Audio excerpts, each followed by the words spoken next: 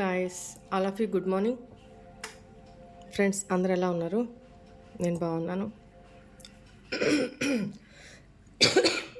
Sorry. ఈరోజు daily guidance ఏంటి చూద్దాము. మీ పేరు, డేట్ ఆఫ్ బర్త్ చెప్పుకుంటూ ఉండండి.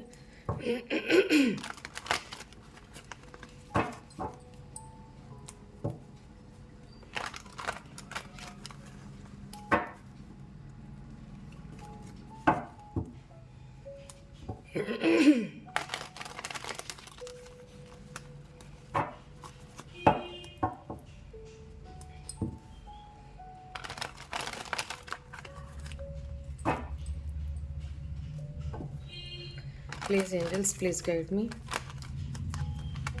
మా వ్యూవర్స్ లైఫ్లో ఈరోజు వాళ్ళకి ఎలా ఉండబోతా ఉంది?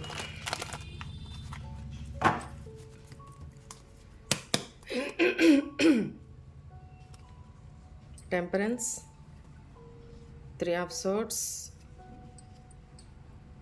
8 of cups, page of pentacles, 10 of cups, 2 of pentacles. Bottom of the deck,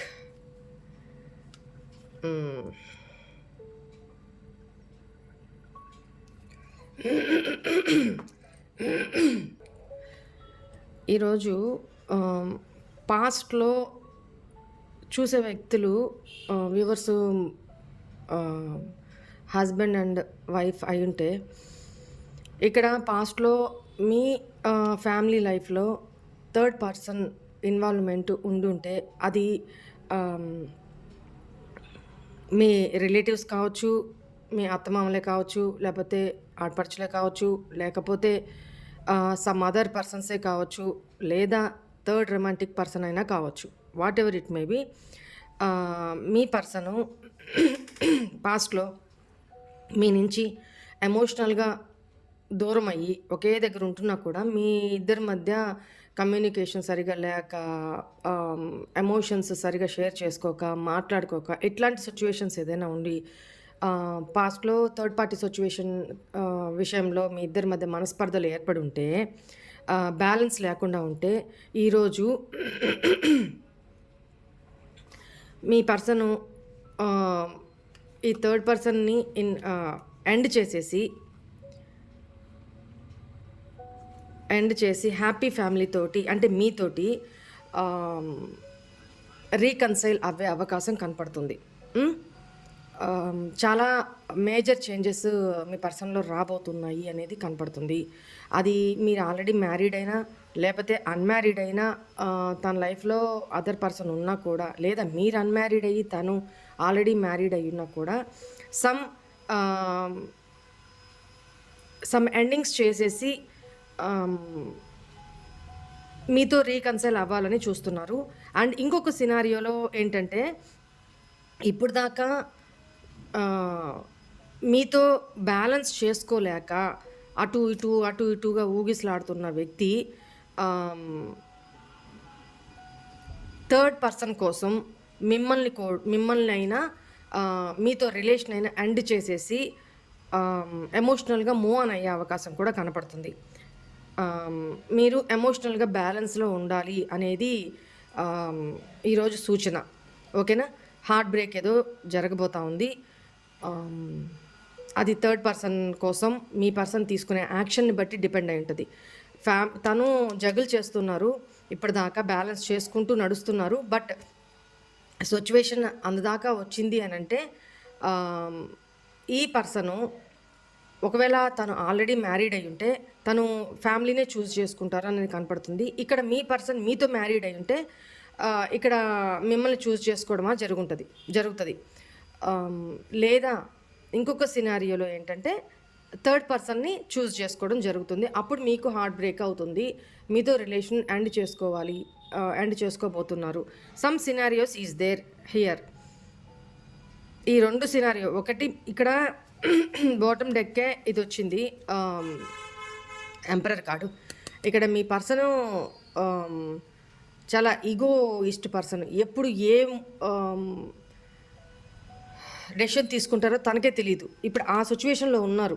so తను తను తీసుకునే డెసిషన్ బట్టి ఆధారపడి ఉంటుంది. అందువల్ల నేను అది చెప్పాను. ఓకేనా? సరే, ఈరోజు మీరు ఏం జాగ్రత్తలు పాటించాలి?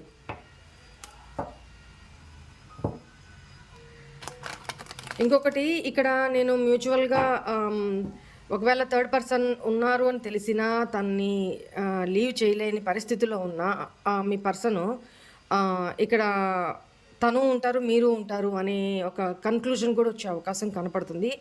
అది మీకు చిన్న ఆఫరే అవుతుంది, బట్ మీరు దానికి మీకు హార్ట్ బ్రేక్ కూడా అయ్యే అవకాశం కనపడుతుంది. మీకేంటి, మీ ప్లేస్లో ఎవరున్నా అలానే ఉంటుంది వీళ్ళు చేసే పనులకి.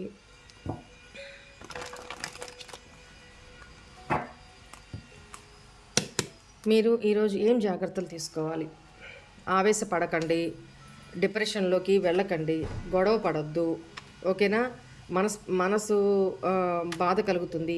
సెల్ఫ్ ఇండిపెండెంట్గా సెల్ఫ్ లవ్ చేసుకుంటూ హ్యాపీగా ఉండడానికి ట్రై చేయండి. ఎవరి మీద డిపెండ్ అవ్వద్దు. మీ ఫ్యూచర్లో మంచి స్టేజ్కి మీరు ఎప్పుడైతే సెల్ఫ్ లవ్ చేసుకుంటారో మీ వాల్యూ తనకి తెలిసి వస్తుంది అనేది కనపడుతుంది.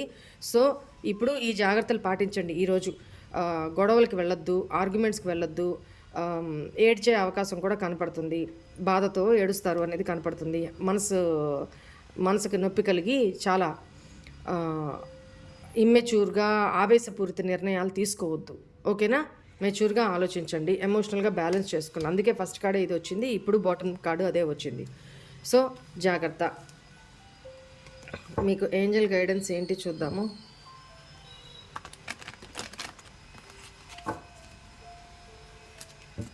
ఏంజల్ గైడెన్స్ ఏంటి?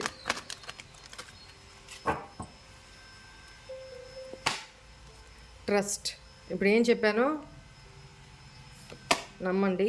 ఎస్, జాగ్రత్తగా ఉండండి.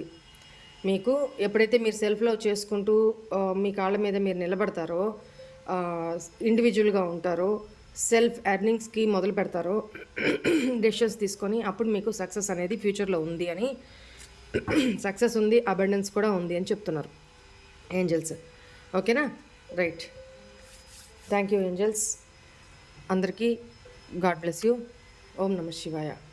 బాయ్. జాగ్రత్తగా ఉండండి.